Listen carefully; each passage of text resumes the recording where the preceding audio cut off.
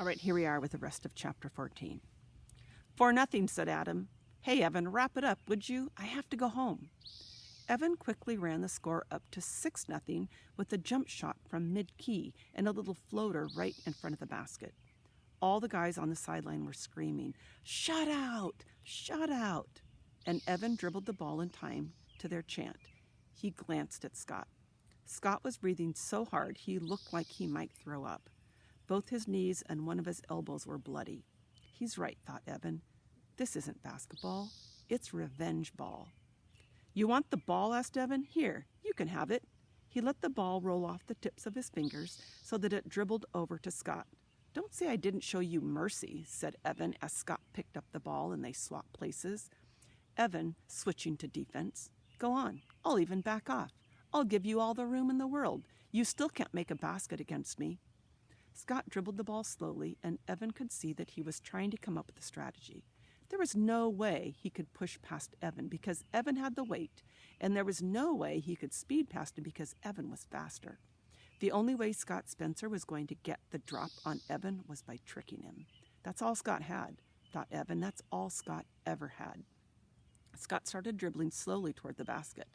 Evan moved into position, blocking the lane, but still giving Scott plenty of room. He kept his eyes locked on Scott's. Suddenly, Scott's mouth dropped open. He stopped dribbling the ball and shouted, "Oh my God, Jessie, are you okay?" Evan spun around. Where was she? Was she on the green machine? Had she fallen? She was such a klutz. She could hardly walk across a room without tripping. Evan's eyes had just caught sight of her. Jessie sitting on the sidelines the way she always did, her knees tucked up to her chin, watching the game intently, when he figured it out.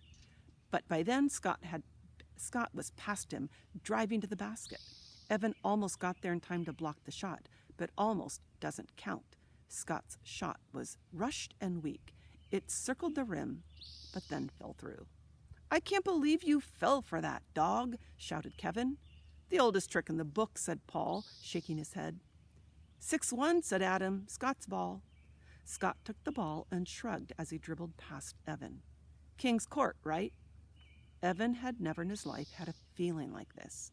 Not when he broke his leg, not when his father left, not even when Jessie put bugs in his lemonade. This was worse. This was stronger. This felt like everything to him. So when Scott made for the basket, Evan came at him with both hands up, and it must have been the look on his face that made Scott freeze and lose half a step. That's all it took. Evan stripped the ball and headed for the top of the key. He could have just dribbled to the basket and made the shot, and that would have been that. The game would have been over, and he would have won. But no, he wanted to make Scott pay. He wanted to make sure that when they told the story, for days, for weeks, for years, of how Scott Spencer got crushed on the basketball court, they would talk about the final shot that Evan Tresky made. So he headed for the top of the key and planted his feet so that he could make that beautiful turnaround jumper that he'd been practicing for months. He stood there, dribbling the ball, practically shouting out to Scott, "Yeah, come and get me." And when Scott did, Evan turned and threw an elbow that caught Scott right on the side of the face. Scott went flying and landed hard on his rear end, his hands scraping along the blacktop. Evan didn't even look over to see if Scott was okay. He dribbled once, twice, 3 times, then jumped in the air, twisted his body, and let the ball fly.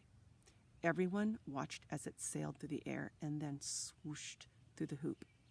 Nothing but net. The ball dropped to the blacktop and bounced. Nobody made a move for it. Nobody said anything. Scott was still sitting on the ground, the blood on his hands a bright red. Evan was standing, his arms at his side. He felt like he'd been through a fist fight. Scott got up slowly, picked up the basketball, and then drop-kicked it as hard as he could so that it sailed over the fence and disappeared into the swamp. And then he ran. And that's the end of chapter 14.